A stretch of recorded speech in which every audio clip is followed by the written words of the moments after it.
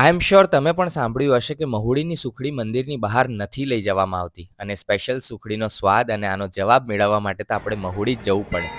અમદાવાદથી માત્ર સવા કલાકના અંતરે આવેલું આ મહુડી જૈન તીર્થધામ પોતાનામાં જ એક અલગ અજાયબી છે અને જૈન તીર્થધામ છે એટલે તમને જીવદયા તો ભરપૂર જોવા મળશે અહીંયા. અને માત્ર સુખડીની વાર્તા નહીં, અહીંયા ઘંટની વાર્તા પણ એક પ્રચલિત છે. મંદિરના આ ઘંટને તમે એકવાર વગાડો અને જે માંગો એ તમને મળે. પણ હા, જ્યારે મળે ત્યારે બીજી વાર આવવું પડે મંદિરનો આ ઘંટ ફરી વગાડવા માટે. થોડા વખત પહેલા મેં પણ કંઈક માંગ્યું હતું અને મને મળ્યું. મારી સ્માઇલ જોવો છો, તમને ખબર પડી ગઈ હશે. ચલો હવે તમને તમારો જવાબ મેળવી આપું. સો અત્યારે મારી સાથે મયુરભાઈ છે જે અહીંયા મંદિરમાં જૈન સંગીતકાર તરીકે કામ કરે છે. કેમ અહીંયાથી મંદિરમાંથી આપણે પ્રસાદી બહાર નથી લઈ જવાની, એની પાછળની વાર્તા શું છે? મહુડી તીર્થમાં જૈન શાસનના રક્ષક વીર તરીકે શ્રી ઘંટાગણ મહાવીર દેવની સ્થાપના કરી છે. સ્થાપક ગુરુદેવ છે બુદ્ધિસાગર ગુરુદેવ. ગુરુદેવનો એવો આદેશ હતો કે આ પ્રસાદ બહાર ના લઈ જવો અને રાત્રિવાસો રાખવો નહીં. અહીંયા મહુડીમાં રહે તો એક સદાવત રૂપે એ પ્રસાદ બધા અહીંયા વાપરી શકે. અહીંયા સ્કૂલના બાળકો આવે છે, એમાં મહુડી તીર્થ ફ્રીમાં પ્રસાદ આપે છે.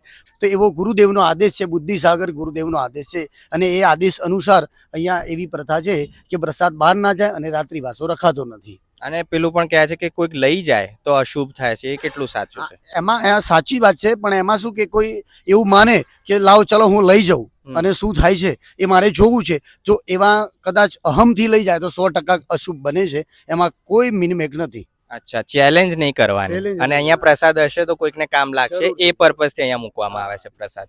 તો તમને તમારો જવાબ મળી ગયો કેમ મહુડીની સુખડી બહાર નથી લઈ જવામાં આવતી. તો આ વિડીયોને ફટાફટ શેર કરી દો અને બાકીના લોકોને પણ જણાવી દો કે આ છે ભાઈ આની પાછળની વાર્તા.